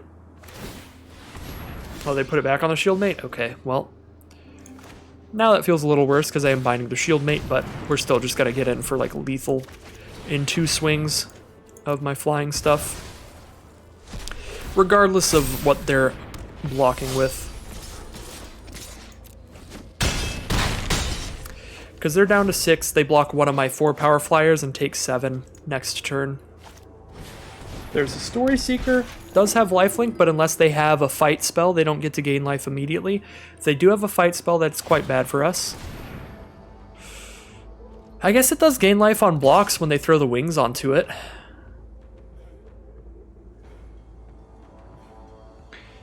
So they trade with one of our Valkyries and gain 3. They're at 9 and take 7. So they're at 2 life after this, and I drew another flyer.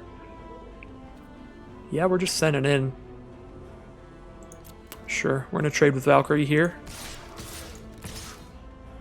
If I could double spell here, we would have had the win, but I can't, unfortunately, with a 4 mana and a 3 mana card. I guess that would have been a reason to Varragoth earlier, so I could just grab something cheap. But I didn't see this line until I'd already... it was already past the turn where I had any mana to boast with Varragoth anyway. Oh, Warhorn Blast to trade with the 4/4. Well, they are still going to die next turn.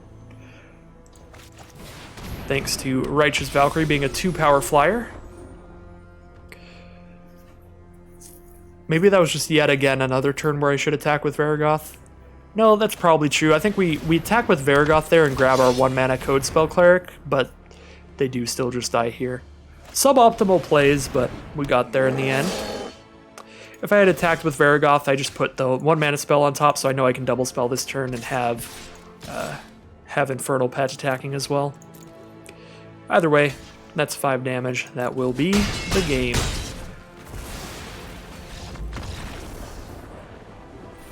So we are 4 wins and 2 losses in. We're in a decent amount of value now. Getting 1,400 gems out of the event that you paid 1,500 to get in is not that bad, and once you've completed the set, you're pretty much always getting enough gems out of the packs and the rares that you've drafted for this to just be going a net even. But the next game is where we're slightly in the profit, which is a place I want to be. Especially after a good chunk of 0-3s. We are pretty low on gems right now, so we would love to hit that 5 wins, but either way, can't complain. I definitely have enough gems for another draft after this. So it is not a make it or break it draft or anything. Gonna keep this. We've got both our colors. We've got a 2-drop. Even if I get stuck on mana, I get to at least foretell a Shepherd for later. And we did draw our tapped land turn 1, which is pretty much perfect because we're not playing anything else there. Our opponent looks to also be on black-white, starting with an Elderfang Disciple. Not a fun card for me right now. Just always discarding my 5-drop, I think.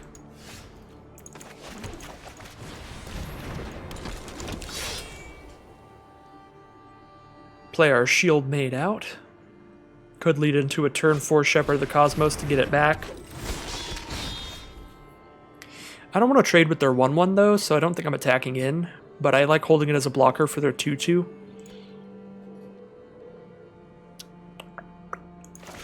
I kind of prefer playing my flyer over my my Varragoth here, just because if I play a 2/3, they're just not going to attack in, no matter what.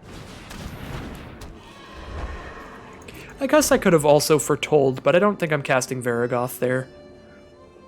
Is our opponent stuck on 2 mana? They kept a 2-lander as well. Looks to be that way. Glad I didn't cast Varragoth, because I like this trade a lot with a card that brings things back from my grave. Way down on the Starnheim Courser, so that is why that trade occurred. But now...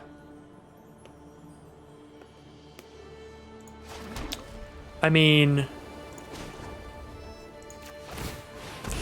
mean, risky, but sure. I've got a lot of mana now. I've got 4 mana even after I do this. I think putting just a 4/4 Flying Vigilance out here should be real solid if they don't immediately have the removal. Yeah, they do not immediately have the removal. So that's pretty awesome. I'm going to spread out my threats here. Not putting a counter onto the 4/4 Flying Vigilance. I'm going to put the counter onto the 2/3 Flying First Strike. Still trying to just have a lot of flying threats here. And then we will foretell Shepherd of the Cosmos. But just trying to get there with flyers here. Replicating Ring from our opponent. I am very happy with that. Doesn't add to the board in any way, but they could have a Frostbite off of that to do 3 damage to something. Luckily not enough to kill the Raptor. Casting Shepherd doesn't immediately add any more damage, so we can do that main phase 2. Attack with everybody. Offer the trade with the Elderfang Disciple, I think. Just to get that chump blocker off the board. For our other stuff to get damage in. I'm getting the shield mate. Codespell Cleric wouldn't be cast by returning it with this, so it would just be a 1/1 Vigilance. It wouldn't put a +1/+1 counter on something. If it would, we might have gotten that instead just to make our flyers even bigger. We've got Binding the Old Gods to kill our 4/4 Flying Vigilance, but we still got 5 flying damage out. I have a Rune of Sustenance as well. Sure. Get some lifelink going here, and if I draw land, I just play Varragoth as well. Without the land, we're just playing Story Seeker. But I've even got 2 damage on the ground, so they're down to 3 now. Looks like our opponent has just stumbled on mana too hard, but I don't want to say things too preemptively. There are some Wrath effects in this format that could get them out of this. Could have a Crippling Blight. That's basically it, though, at only 4 mana. At 5 mana, they could have 4 damage to all non-giants off of the Blue-Red Saga. Or Doomscar, just destroy all creatures in white. Either one they have, though, I do at least keep a 1/1 to slap them with, put them down to 2 life, and then I play a 2-power flyer. So even if they have a Wrath, I think I have a decent chance. And unfortunately for our opponent, they do not have a Wrath effect. So that will be our 5th win. We are officially in the money, in the value, getting some nice gems here. Always happy about that. Always happy to go 4-3 or better. So I'm having a great time on this draft. Definitely a nice return to the drafts after that one sealed in the middle there. So 5 wins, 1,600 gems, and 4 packs. Just ramping up the value here.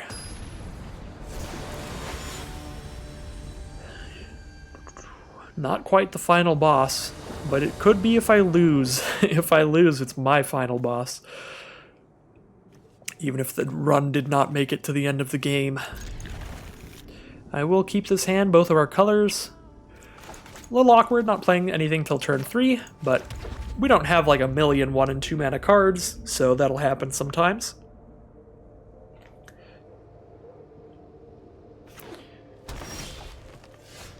Well, I've got a ton of removal here, so I'm liking that. I could even just cast a rune to draw a card. But I have solid plays for the next, like, 4 turns in a row, so I don't need to draw a card here to still curve out. Not really curve out, but just play a 3 mana card every turn. Probably actually starting with Varragoth. Depends on what I draw into. If I draw another 2 mana card, I'll start with Infernal Pet, then next turn I'll try to throw Rune of Sustenance on it and cast another 2 mana card. But if I don't, I'll just play Varragoth first. That should scare them pretty well. Now they have a 1/3 Death Toucher out there that throws poison counters onto me. I could bind it, but I can wait on that. I don't have enough mana to cast a Bound in Gold and use my Boast ability next turn, which is kind of rough. But I think I am casting Varragoth over the pet here still, since I didn't draw a 2 mana card. It's just more of a threat on the board without double spelling.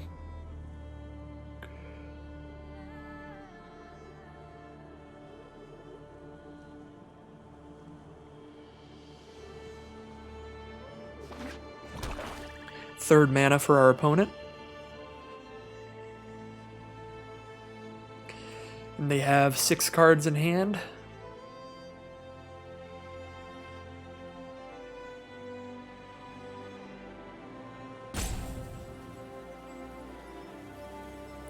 I gotta say, the art direction team for this set on Arena did a fantastic job. The board and the music, all of that, I think it's pretty fantastic. Seraph the Realm Eater is a very, very massive issue.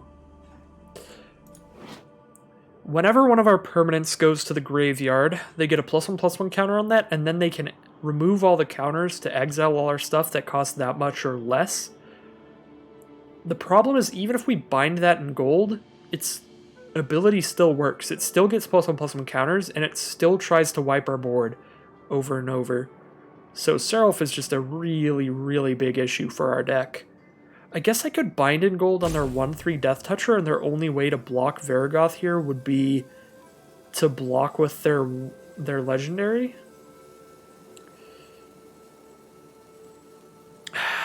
Maybe I'm just playing like Axeguard Braggart here.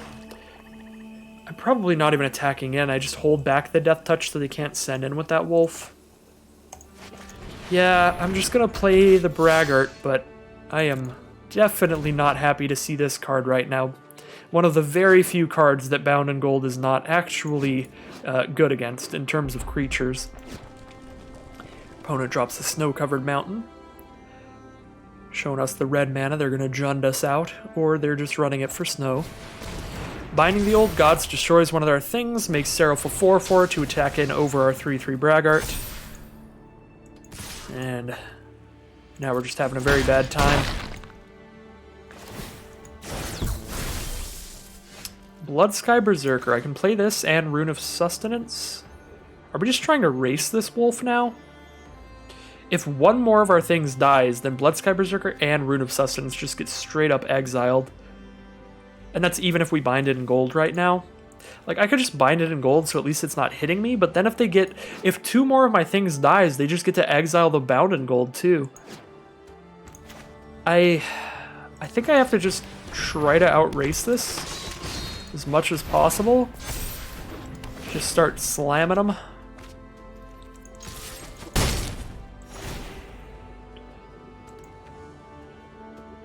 They could exile everything that costs 1 or less. Hopefully they do that. I don't know why they would, but that'd be awesome for me. Because then I don't have to worry about that exiling 2 or lesses, which would hurt a lot.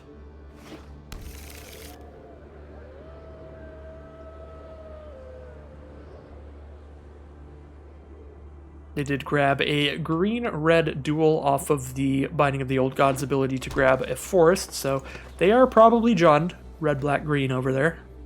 Probably not just playing those 2 cards for snow mana. When they grab 2 red sources in a row here. If they attack, I'm just not blocking. Got a 3/3 lifelink. That could be a 4/4 lifelink. If they play anything that destroys one of our cards, we are in deep doo-doo, because they just destroy the Braggart, and then they can exile our only other creature.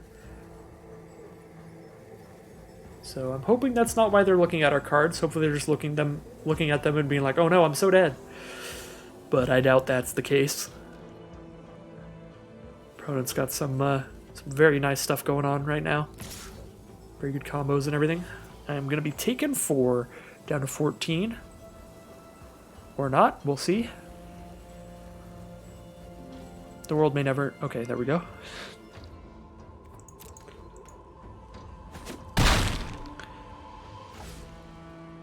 Really hope they don't play another creature. I'm probably going to bind in gold Finn if they don't. But if they do, I just don't really get to attack.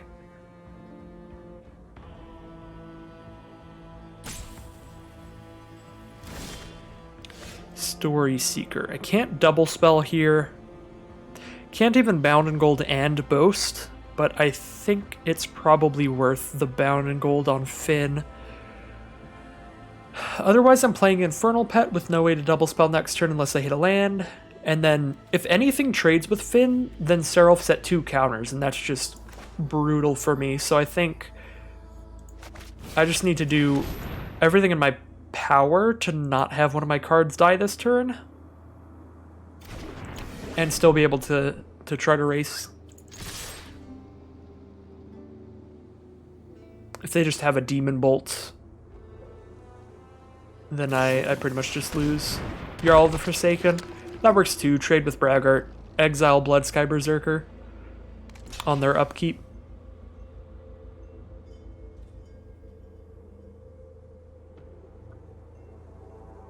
They could even wait if they really want to and try to get the 3rd counter on Seraph. Actually, no, my rune goes to the grave too, so they do get the 3rd counter, so they get to exile my bound in gold also? Yep. Yep. Seraph is just disastrously good against my deck. This is where we wish we had Feed the Serpents over these bound in golds, but we didn't see a single Feed the Serpent. Could have had a way down in here, but that's about it. I'd have one answer to Seraph. All of my removal is enchantment based, Wither Crown and triple bound in gold. So its triggered ability gets to sit there and take over the game, regardless. They actually didn't exile the 3 or lesses?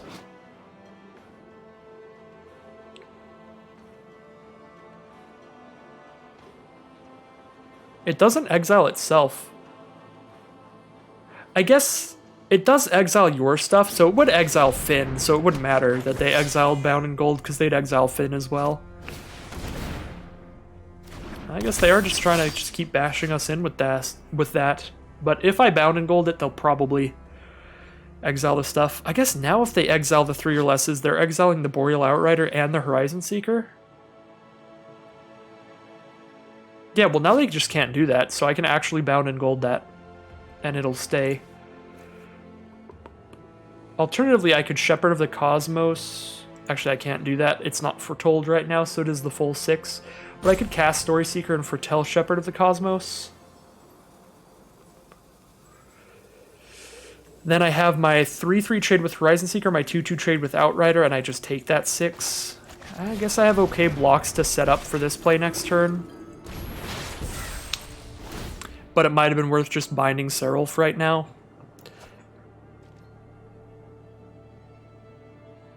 Yeah, if their plan is to go big on Seraph, then maybe a Bound in Gold will actually do something for us. Especially since they are playing other creatures.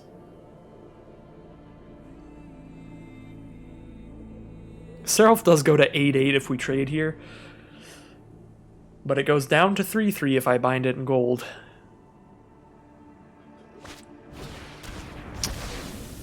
Way down is pretty bad. Now we don't have a block for Horizon Seeker, and Seraph gets another counter. If they have another removal spell, I am just dead.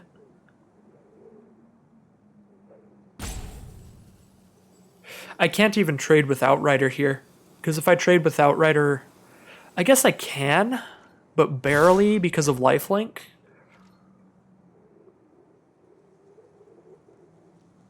How could I possibly survive next turn? I get Shepherd of the Cosmos and another blocker. But I don't survive that even. That would be my best chance at surviving, is if I block there so they only have 2 attackers, and then I can just get 2 blockers by casting Shepherd and picking up Bloodsky Berserker. But the problem with that is if I do that, then they just get to remove all the counters from Seraph, and then they have a 3/3 attacker. I'm only at 2 life. If I make that trade. We're gonna go for it. Maybe they love Seraph too much and they're not willing to let the counters go. But I'm pretty sure this is gonna happen. If they play a 3rd creature, I'm also just dead. Okay. Super just dead here in many ways. We will bring back our 2-drop. Force them to exile all of their friends.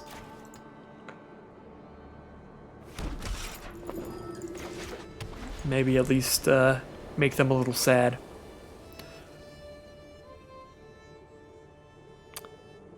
But I am dead here. I can chump block Seraph and the Horizon Seeker, but they have the snow mana to pump the troll. Even if they don't want to exile their own stuff, and they don't want to exile their own stuff. I didn't even get them to exile stuff. Such a sad day. Such a sad game. This day's been pretty good. This draft has been pretty phenomenal. Pretty great record overall. I'll absolutely take it. They just have a Feed the Serpent 2. Still had all Ds. Oh my god. Really solid deck from our opponent. Some good Jund stuff going off. But really the Seraph is just not a card we can really beat with our kinds of removal. We need Feed the Serpents of our own, and it looks like our opponent found all of them.